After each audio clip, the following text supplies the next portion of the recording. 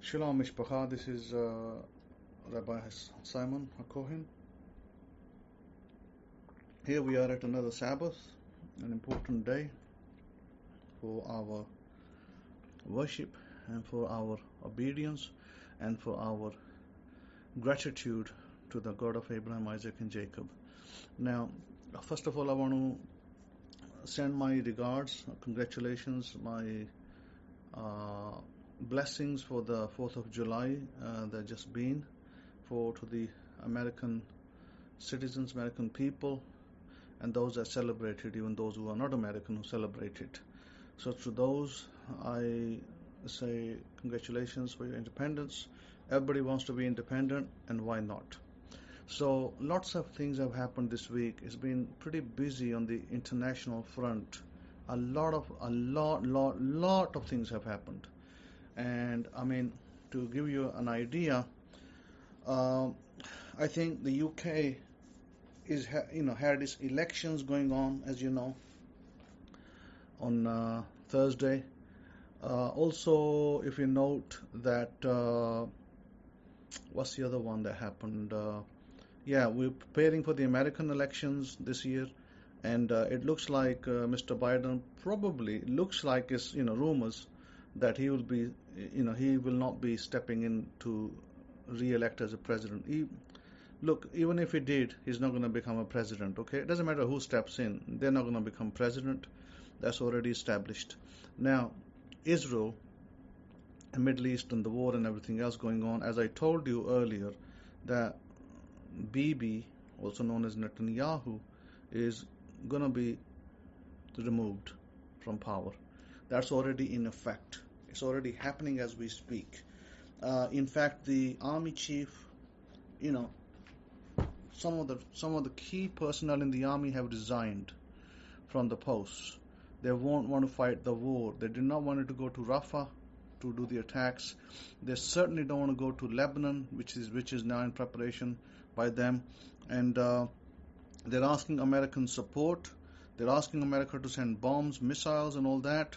And technically, listen, let's be honest about it. American bombs, missiles are being used to kill civilians. And sure, you might say, oh, the war. Well, nobody's provoked the war. You know who provoked the war. And it wasn't the Palestinians who provoked the war. This is just an ideology. Everything that you have been told, everything that you've been told is a lie. It's a lie propagated by the system that we live in, by the elite. You can give them different names. You can call them the cabal. You can call them the deep state. Whatever name you want to call them. That is the lie fostered upon us. Listen, many years ago, in America, it was predominantly thought that Chinese people, China itself, the government, they are hostile in the sense that they want to overtake the world, want to overtake America, and all this kind of lies. There was lies everywhere. I remember speaking to Kifa many years ago when he hadn't gone to China, and I told him, I said, China is actually a beautiful place. All these things that you hear on the media are nothing but preposterous lies, misinformation, just to confuse and dupe the people into believing such garbage. And so when Kifa went to find his wife in China upon my instructions, he, learned that China isn't what the media makes it out to be. They're always, talking about Taiwan. They're always talking about China. They want to keep the public busy with their misinformation. This is what's called disinformation. With this disinformation, they want to keep you busy. They spread a lot of disinformation about the Palestinians, about Arab people in general, about Muslims in general. They make it sound like Muslims are evil and all of that, and none of it is actually true. None of it is true. There was a British girl on TikTok that was told not to go to Pakistan because Pakistan's a horrible country, it's got dangerous people, it's a very dangerous place, and blah, blah, blah. Okay? All this baloney was fed to this girl and another guy as well. I'm not sure if the guy was from America or some other place, but the girl, right, still said, I'm going to go to Pakistan. So she wanted to go, so she went. And she goes, I came to Pakistan, I saw this beautiful, northern areas of Pakistan, such beautiful areas, like Switzerland. And she goes, the people are so hospitable. Wherever she went, people were so hospitable. Even at the airport, the immigration staff was so hospitable with her.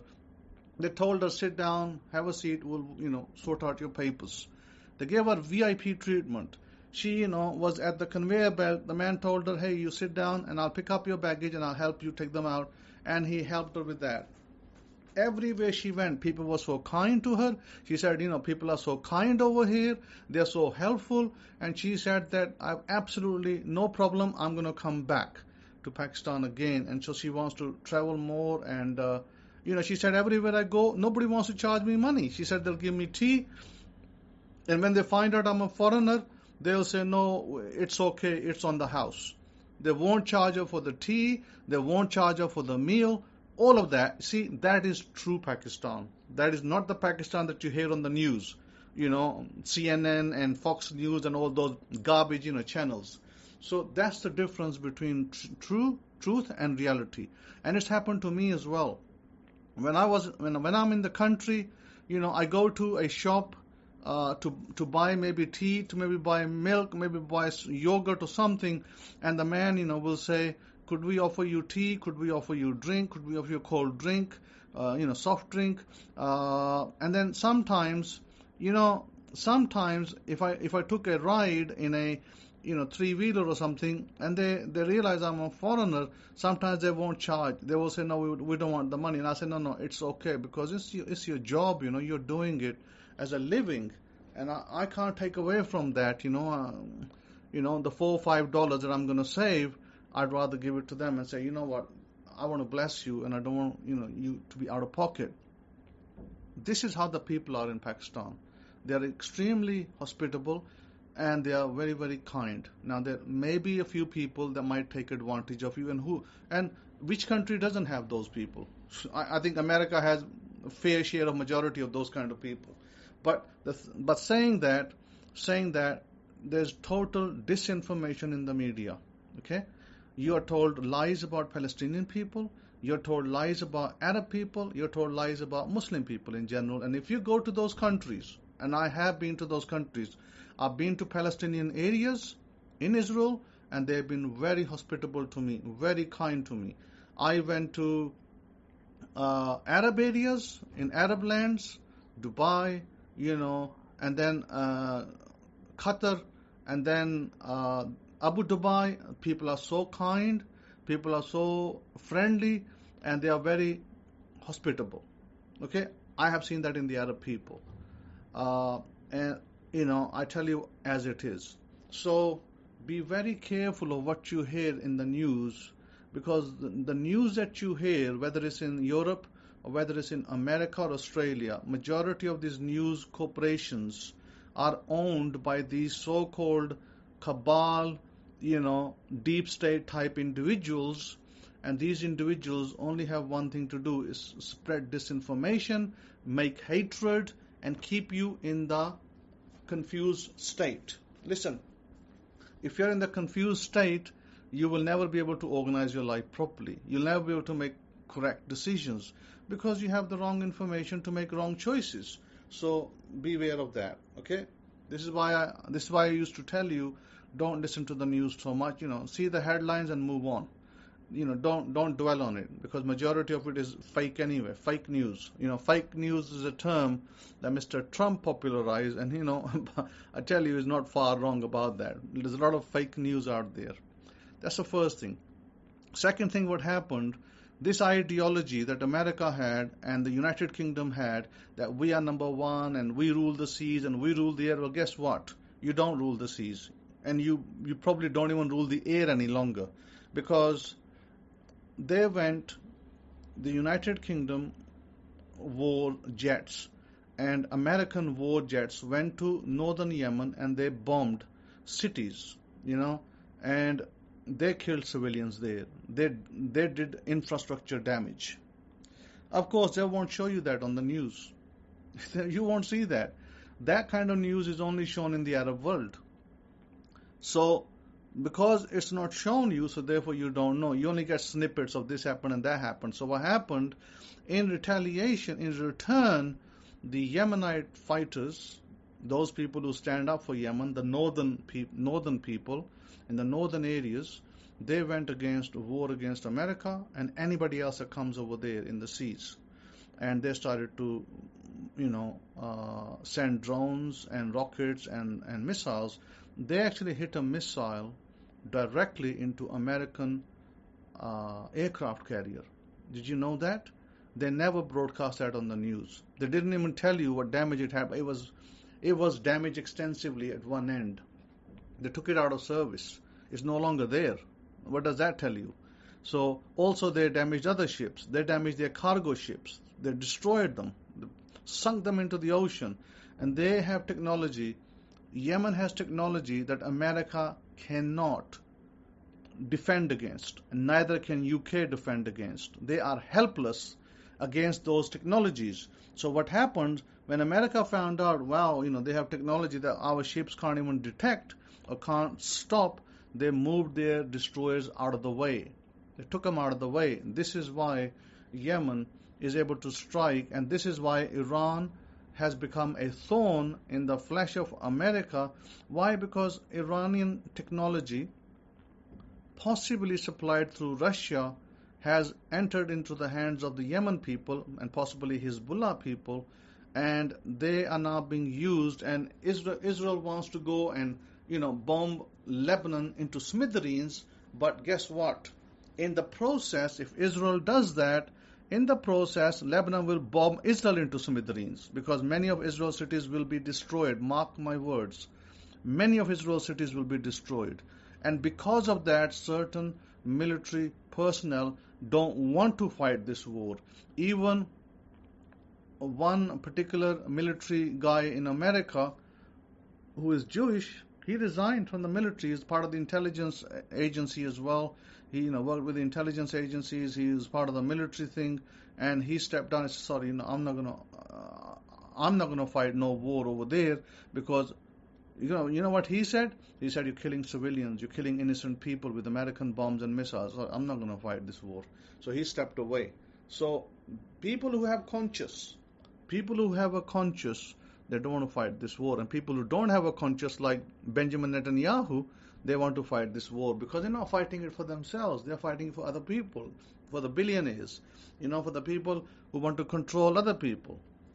So that's where we are. A lot of what you read and what you hear, you can bet your bottom dollar that 90% of that information is fake and maybe 10% is true. So be very wary of that. I told you last week, and let me tell you something of interest. It might be a trivia and interest. Several years ago, I saw a UFO with 4 of my family members in a car. We were going, from Grimsby, and those of you know where Grimsby is in the north of the country, from London, and from Grimsby to, Buckinghamshire. We were going down to Buckinghamshire, which is about 200 miles, and on the way in Nottingham, we 5 of us in the car very, very clearly saw a UFO object that absolutely had zero sound. It was oval shaped. It covered 6 lanes of the motorway above us. It hovered over us. It went, above our head, and it kind of landed beyond there in the field somewhere on the right. And we were on the left side of the motorway because, England is left and right driving. And my cousin said, hey, let's stop the vehicle and go. And, we had an old car, and the engine was already cranking. Maybe it was due to the UFO or something. I said to my cousin, no, we're not going to stop. We're going to continue home. And no, we're not going to report this to nobody. We've seen it. We know what it is. We don't need to worry about it. Nobody's going to believe you. They're going to make fun of you. Forget it, Carry on with your life. Carry on living. And so we did. We carried on our lives. We didn't care. And yes, UFOs do exist. Yes, they have their ships. And by the way, they don't come from outer space. They come from the sea. And the reason why they come from the sea is because, like I told you, Antarctica has many, many continents beyond, and they come from those continents. Aliens, these kinds of people are mentioned in the Bible. They are there, but a lot of us, or a lot of people who read the Bible don't pay attention. They have a purpose. God created us enclosed. Listen to this carefully. God created our earth enclosed, spherical earth with the sun spinning, meaning the sun goes around the earth. The earth doesn't spin anywhere. The sun spins around the earth. It's a spherical earth, flat earth, and what happens is that these so-called, we have this firmament, we have this ether, it means the sky above us, and it's blue because there's water above it. That's why it's blue. And then when you go beyond that, beyond the sky, there is the firmament. And the firmament encloses us. It encloses us so much so that it protects us. And God will not allow anything to come in or anything to go out. We are enclosed. We have several layers of water beneath us. And we have several layers of water above us. That's how we are structured. God has protected our planet. God has protected us. However, these aliens are not coming from some faraway place in the sky somewhere, in the space. No, because they can't get out. Doesn't matter how advanced they are. Even they can't get out. They are all down here in another, what I describe as a continent beyond Antarctica. That's why they appear. You might have seen out of some movies, they come out of the sea. And yes, they do come out of the sea. And they go back into the sea to get to their continent. They do not go into the sky to they may fly above. They can fly above like rockets. They can go fast. They have advanced technology, but they do not have the ability to cross the firmament. Okay? Let's be clear about that. They do not. And they are not brave enough. If you think, UFOs, well, UFOs are not brave enough to come and face us, because they're in negotiation, they're in structured talks with our governments all the time over there in Antarctica.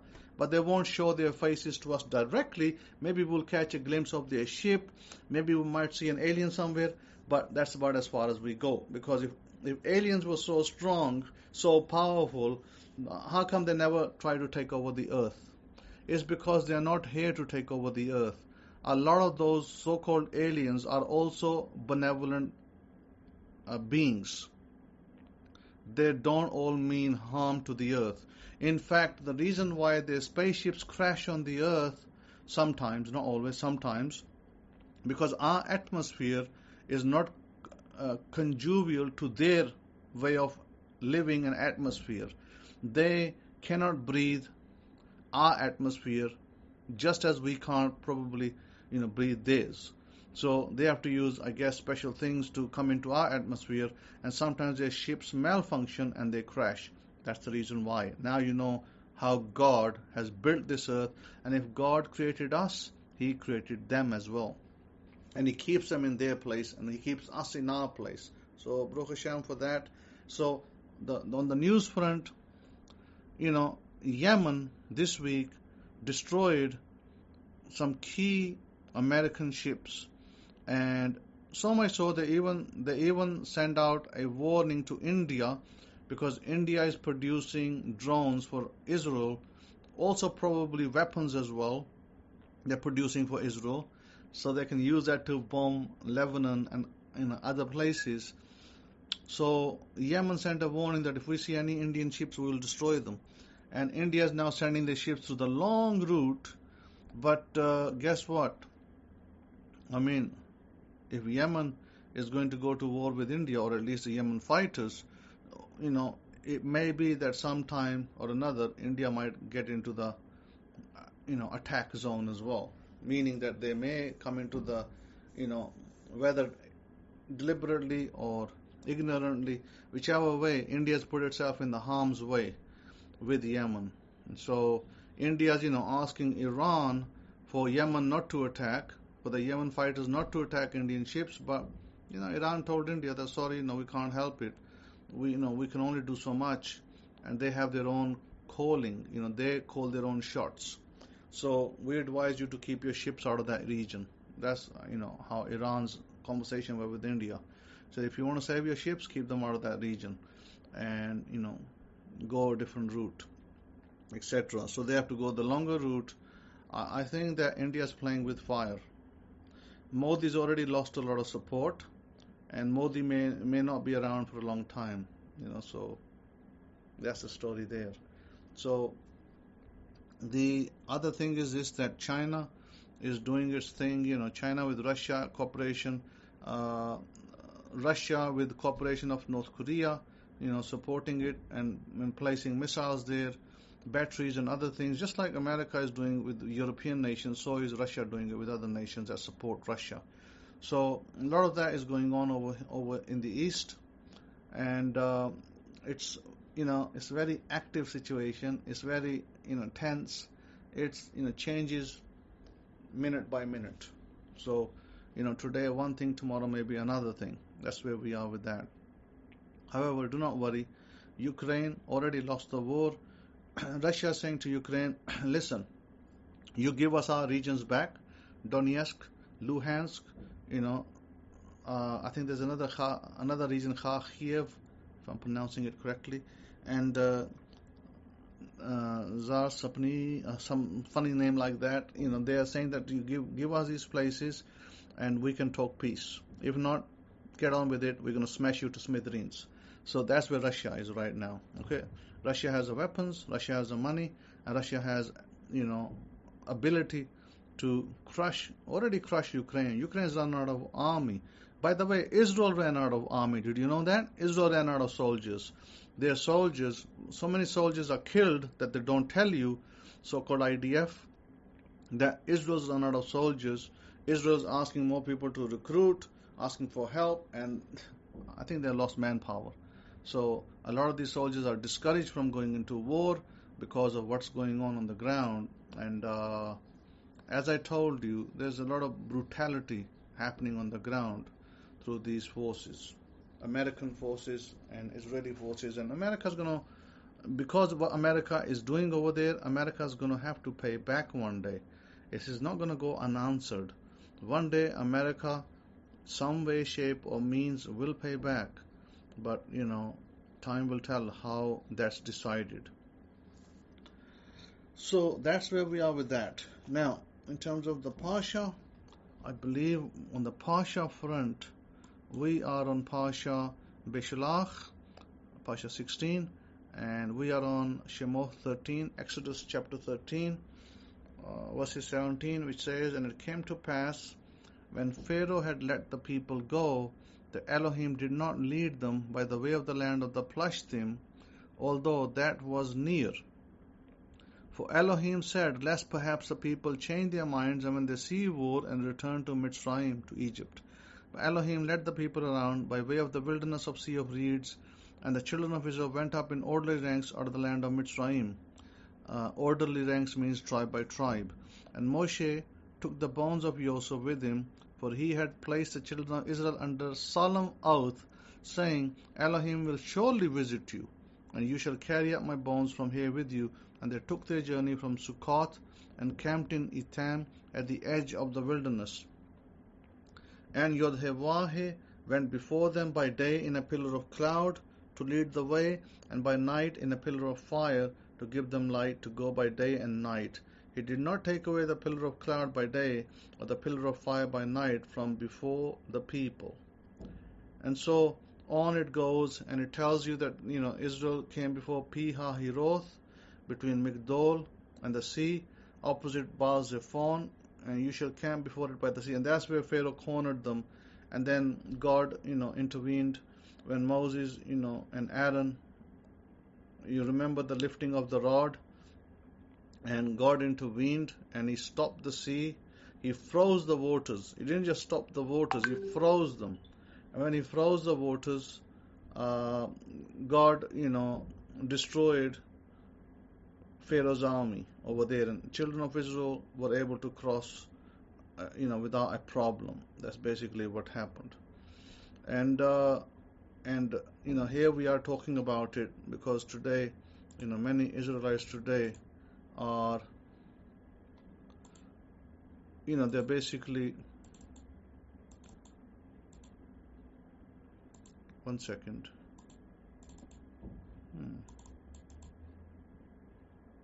Okay. Let me see. Give me a moment, please. So here we are talking about it today, and we are in exile.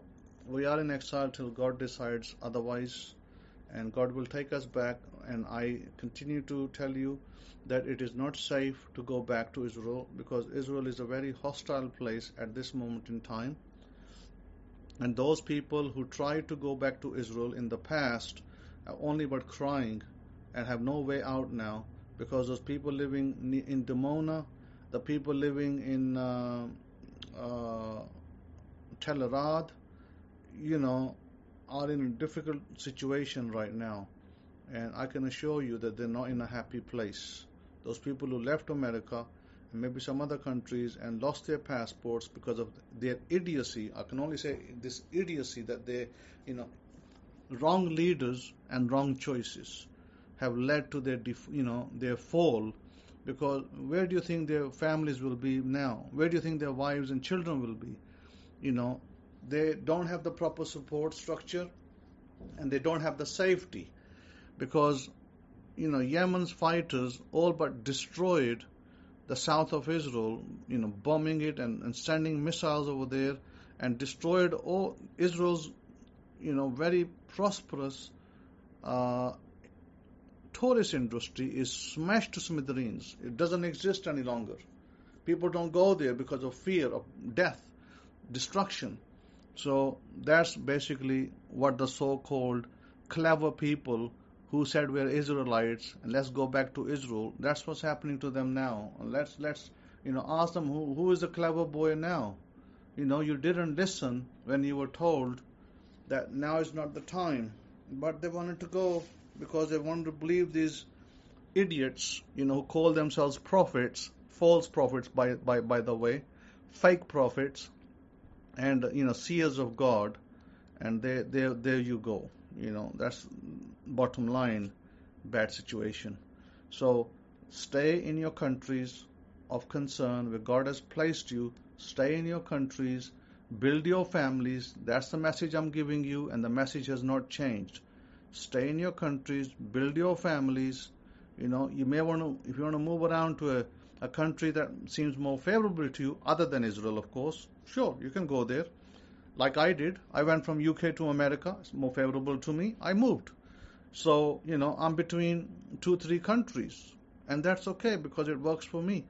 So, if it works for you, Baruch Hashem, great, do it. But if you're happy where you are, then build your homes, build your businesses, and, stay put until God calls us back. And when God calls us back, CNN will announce it, Fox News will know it, everybody will know it.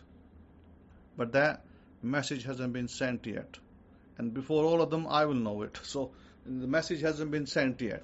So therefore, there's no point trying to, sell your belongings and go to Israel, because you're not going to find Israel's economy or Israel's government very hospitable to you. I tell you that right now.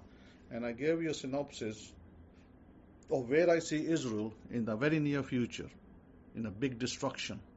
Big destructions coming in Israel's way. And many people are going to die. So stay out of Israel, because there's going to be a lot of wars over there, and those wars are going to bring death and destruction. And the wars don't, the bomb and missile, when it comes, it doesn't care you're a Muslim, it doesn't care you're a Jew, it doesn't care you're Christian or Buddhist. It don't care. If it hits and it destroys. So my suggestion, stay out of Israel and don't even think about going to Israel, because it's not conducive for you to be in Israel right now. And in the meantime, continue to develop your businesses, continue to love your families, continue to develop yourself where you are. You have ample opportunity to do that. And I've given you techniques, tools to do that. Last week we spoke about 2 particular Hebrew statements that you can use to better your life. I'm not going to repeat it again because I've already done it one time. You can go back to last week's lecture and listen to it. It's on Rumble and it's on YouTube. Similarly, this week I will tell you something else of importance, but before I do, remember I tell you this almost every week, that at night when you sleep, imagine that you have, $6 million or maybe even more, and then you imagine that you're going to spend that money and you're going to use it for bettering your life, you're going to use it to make investment, and you're going to do all of that with the 6 million every night before you sleep, and you're trying to sleep, and you're going to do imagination with. I want you to run that exercise every night. Don't take it lightly, because I think a lot of you are not doing it, are taking it lightly and thinking it's some kind of joke. It's not a joke, it's serious business. So similarly, the method I gave you to continue to do, well, if you want to be blessed, if you want to be abundant, you'll do it. And if you don't, you'll carry on where you are. That's the only thing. You leave. Some of you who left, doesn't matter, What do I care if you leave? If those of you who are sincere and faithful will stay and will do the work, will do the exercises, and will benefit out of it, and your families will benefit, and you'll thank me one day. But those of you who don't, you can go to your merry way, just like some other people did, and it doesn't really matter, because, those that God has given me to nurture, to teach, to establish, to prosper, they will do so, and they are doing so. So, Baruch Hashem for that. So, what I want to teach you today is something very important, is the name of God. How do we utilize it? And I'm not talking about the name of God, full name. I'm talking about parts of the name. What parts of the name, characters I'm talking about. The characters that we have in God's name are Yod, He, Wa, and He. How do we utilize it? How do we use it for prosperity, abundance, material wealth? And yes, you can. This is something that no one ever taught you. Did you ever hear the Hebrew Israelites talk about that? How to use the characters for wealth and abundance? I've never heard of it, not once. But I will tell you that it is there. For those who want to use it, it is there for the taking. So I will give it to you a synopsis here of how you can use it and how you can do it. So what you're going to do is you're going to take the last two characters of God's name, the last two characters, of God's name. That will be the Wa, that will be the He. But you're not going to write it in the modern Hebrew script. I want you to go search on Google or whatever search engine you use, whether it's Bing, whether it's something else, and I want you to search the Royal Hebrew. When I originally printed the Bible, the Abrahamic-Faith Bible, is now known as Hidden Truths Hebraic Scrolls, it was originally printed with the name intact in Hebrew, Royal Hebrew. It was there. And originally I put it in, but in the later revisions, I took it out because of the danger of desecration of the name. So normally we do not write the name of God, the 4 letters on our body, so that it doesn't get desecrated. Because we go to places which might be unclean, graveyards, maybe funerals, dead bodies. So we don't like to place God's name there, and especially when we are in an unclean position ourselves at times. So what you're going to do is you're going to take the last two characters, the Wa and the He, and you're going to write those just as you see it in the Royal Hebrew on your left arm. And if you don't want to show that to people, because maybe where you live people might ask questions and you don't want to answer the questions, then you can put it on your left leg. Either the left leg or the left arm, and you write it just as you see. The Va almost looks like a modern Y, a British letter Y, modern. And the Hebrew character He, the Royal Hebrew He, looks like a reverse F. It will be like a reverse F. I want you to write that, those two, on your body, left parts only. On the left leg or on the left arm. And if it rubs out, you can write it with whatever color you choose, except shouldn't be black. Okay, shouldn't be black. It can be blue, it can be red, it can be pink, it can be, silver, gold, etc. But try to not write it with a black pen.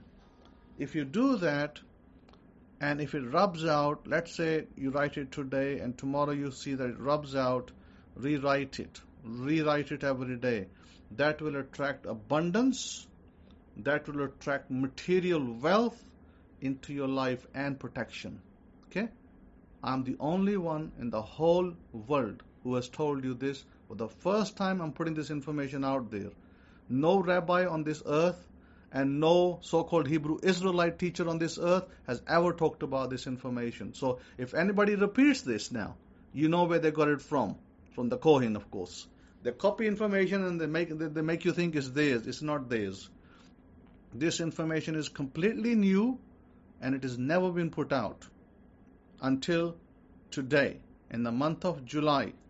It's been put out, July 6th, 2024. So note this down. And those of you who carry the exercise, those of you who do the exercise, those of you will benefit. And those of you who don't, well, you carry on as you are. So again, I repeat myself for clarity. You take the Royal Hebrew letters, which is a Hebrew that was written during the prophet Isaiah's time. And you can find these on the net. You can find God's name on the net in the Royal Hebrew. You want the last two characters just as you see it on the net. It will be like the Wa will be similar to a modern Y character, and the He would be similar to a F but reversed, and the three legs of the F are pointing slightly downwards, about 30 degrees downward, okay, towards the floor. So if you can write it yourself. Once you see it, you'll know how to write it. It'll become easier for you. Write it every day. Listen, you don't want to stop being abundant. You don't want your blessings to stop. You don't want money to stop. Okay? As you live, you must eat, you must breathe the air, and you want the protection of God as you live. I offer you this today with these two characters of God. Very, very powerful, extremely powerful, extremely powerful. Go and use it and benefit yourself. I put it out into the public because everybody can use it. Whether you follow the Torah or don't follow the Torah, it still will give you the protection. It's like the nations that do parts of our Torah. They still benefit. But they think it's because of something they did. It's not because of something they did or the belief that they had, or because I believe in, Buddha, or because I believe in demons, or because I believe in Jesus, or because I believe in something else that it happened. No, nothing to do with that. The power remains the power. This is something that I say. I say this. In most religions, they say to you, oh, you got to do, Ave Maria, and you got to do, Hail Mary and all this, 100 times before you do this. No. There's nothing to do with Hail Marys. There's nothing like other religions. Oh, you got to go to the, Gurdwara and sing this way. Or you got to go to the mandir, temple, Hindu temple, and you got to do this 108 times. And, you got to put a flower on the, Devi's, on the goddess's feet or something, or put some fruit there. No, none of that. Our God does not require any of that. Our God's name contains the power, and it works for anybody. You do not have to go to a temple that doesn't exist today, and you do not have to do anything to receive the blessings. Now,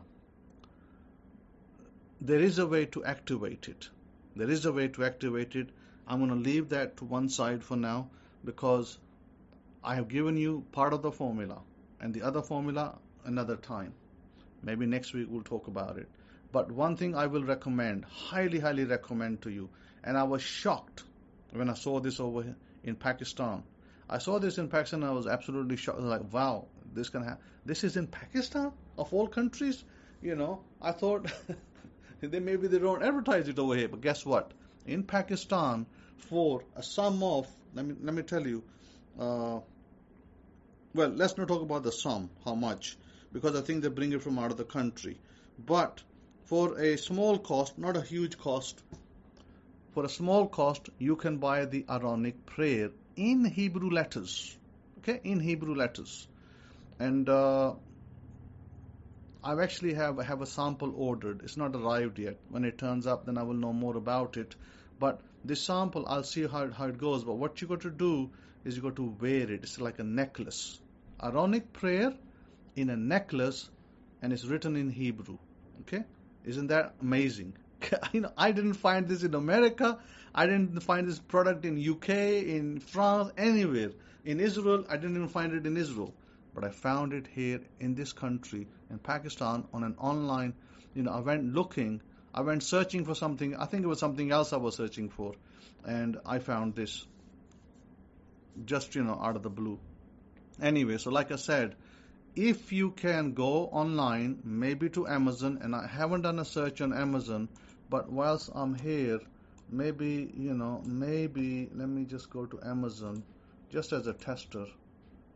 And if I do search for Aaronic prayer necklace, see if Amazon has anything like that under that.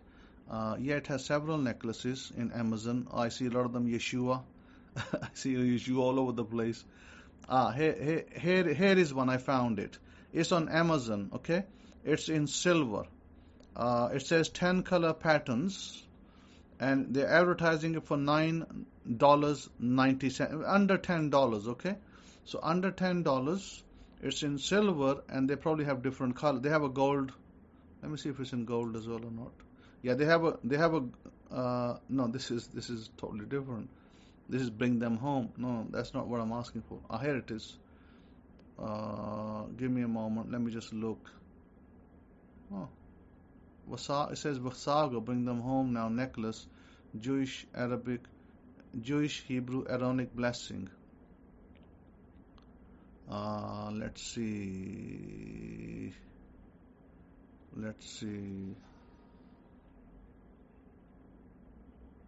No, this is not the blessing I want. I want the other one.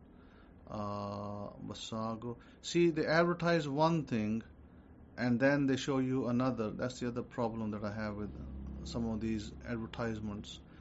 Oh, yeah. By the way, I'm telling you something about the Khamsa as well. Yeah. Actually, they do show a picture of it, and yeah, the picture is of it here. Yeah. It's, it's the Aaronic blessing. Yivrechacha, I read it right here. Yivrechacha, Adonai Vishmarecha. Okay, great, wonderful. It's at $9.90. It's on Amazon. Maybe Amazon UK can do it as well. If you're in the UK, buy it. Buy it for $10. Okay, purchase it for $10. Wear it, and I will. When you get it next week, we'll talk about it. But I'll give you something already. I won't let you wait till next week. How do you activate it? When you get it, I want you to use salt. I want you to hold it in your left hand, or you can hold it in your right hand if you're left-handed or right-handed, and you can put salt on it. Put salt in your left hand. Put some salt on the necklace, and then wash it in the tap. Okay. After you wash it in the tap, I want you to place it in the sun for 1 hour. So the blessing is charged, but I will show you how to activate it next. So once you let it dry in the sun, doesn't matter what kind of weather you have. You might be, like UK's cloud. No, UK's getting pretty hot days these days. So put it in the heat for only 1 hour. If it is a cloudy day, just let it dry. The whole purpose of putting it outside is let it dry. The Aaronic prayer, let it dry. Once it dries, you bring it inside. And then what you do, you place your hand on it. Okay, I want you to place your hand on it, and I want you to say this. I want you to say, okay. Let me. This is where we get nitty gritty. Okay, so this is how you're going to activate it. So listen to this carefully, because I'm the Kohen who's told you how to use it and how to activate it. This is why you have to use my name. And you're going to say, This is how you're going to say it. You're going to hold the blessing in your left hand, the Aaronic prayer, hold it in your left hand, put your right hand on it, your right palm, put it on it, and then you say, I activate this in the name of the Kohen, through whom this will bless me, and I call upon the name of Abraham, Isaac, and Jacob, and the God of Abraham. And I activate abundance, blessings, wealth, protection in my life. Amen. Ve amen. You take your hand off, you put it in your neck, and you're ready to go. Now remember that those two characters I showed you earlier, the two characters of God's name, they go side and side with this. Okay? Side and side with this. So those two characters on the left will go side to side with this amulet. And then what you do, I want you to order a khamsa. A khamsa is that hand object, and it has an eye on it. Okay? Remember the eye? Well, a lot of people say, oh, this is the eye of Horus and all this. Forget that baloney and misinformation and fake news. It's not the eye of Horus. That eye on the khamsa is the ancient Yod character of God, pictorial. That's a pictorial Yod. It's the first character of God's name. That is the eye of God. It's eye of Elohim. I want you to get a khamsa.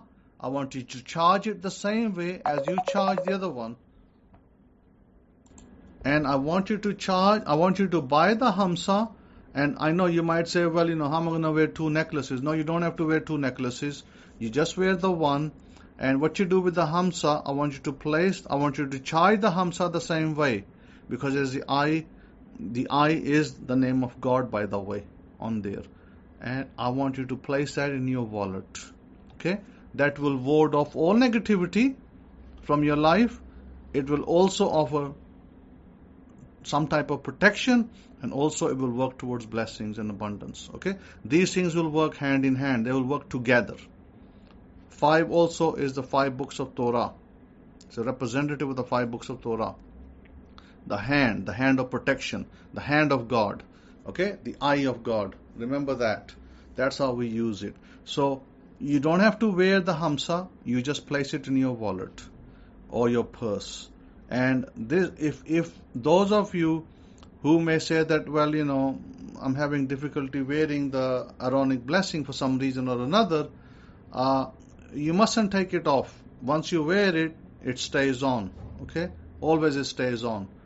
But if for some reason, for some health reason, for whatever reason, because your skin is sensitive or something else, and you don't want to wear it, if you have a health issue, then place both the Aaronic plate and the khamsa in your wallet or purse and carry it with you. Always carry it with you. But your two characters of God's name must always be visible to you and touching your skin, be printed on your skin. I'm not asking you to make a tattoo. Don't need to make a tattoo. You write it every day if you have to, and it's there. Buy some pens, felt tip pens. They're cheap. You can buy them online, and you can use those. So that is what you need to do. I've given you particular instructions on how to do it. Please go back and listen again if you need to. Make sure you do it right. Do it one time, do it right, and you're set to go for life. You'll never look back. Never look back. And you will see the power of God in your life. I guarantee you all who are listening to this lecture, you will see the power of God in your life, and you will know that the Kohen has spoken. And if the Kohen speaks, God speaks. The Kohen does not speak out of place. When the Kohen speaks, it's because God has spoken. God has said, and so it shall be done. So with that, I want to bless you. That's why I gave you this information for the first time in the history of my ministry, and the first time in the history of the whole world. This information has never gone out. Now it's going out to everybody. Those of you who are sincere, those of you who are grateful to God, And those of you who are sincerely doing the things that God desires you to do, those of you trying to the best of your ability to keeping in Torah, I want to bless you all. I want to bless you all, and I want you to reap the blessings of God.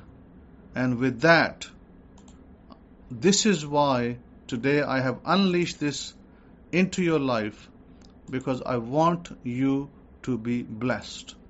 You know, some of you have gone through a lot of troubles and problems, and I want to bless you, and I want to finally close this with the Aaronic prayer for you today, because we've just gone through July 4th, and important times ahead.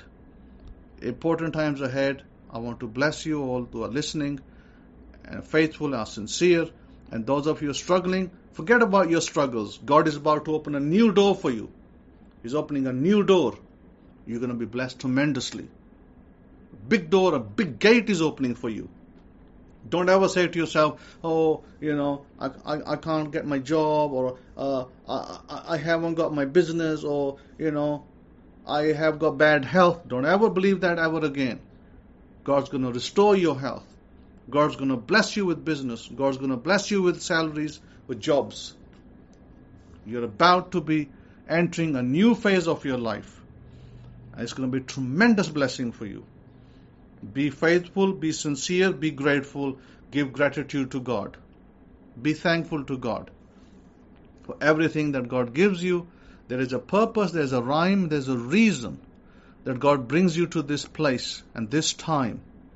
So with that, I want to bless you, and I will say this blessing. Close your eyes, lower your eyes on the floor. I'm about to bless you with my hands. About to bless you. Yivrechacha Adonai v'ishmerecha. Ya'ir Adonai panav alecha v'chonecha. Yisa Adonai panav alecha v'asam lecha shalom. Adonai, Elohim, Hashem, bless you and watch over you. Adonai, Hashem, Elohim, shine His face towards you and show you favor. Adonai, Hashem, Elohim, be favorably disposed towards you and grant you shalom and protection and blessings forever and ever. So I let you go, and I have a wonderful Sabbath and a wonderful new week. Please listen to this lecture more than once. Make sure you understand the instructions, follow through, and you will start to see a new shift in your life. The breakthroughs will come that you're waiting for, and you're going to say, wow, if only I had known this before. A wonderful day. Shabbat Shalom, Shalom Shalom to you.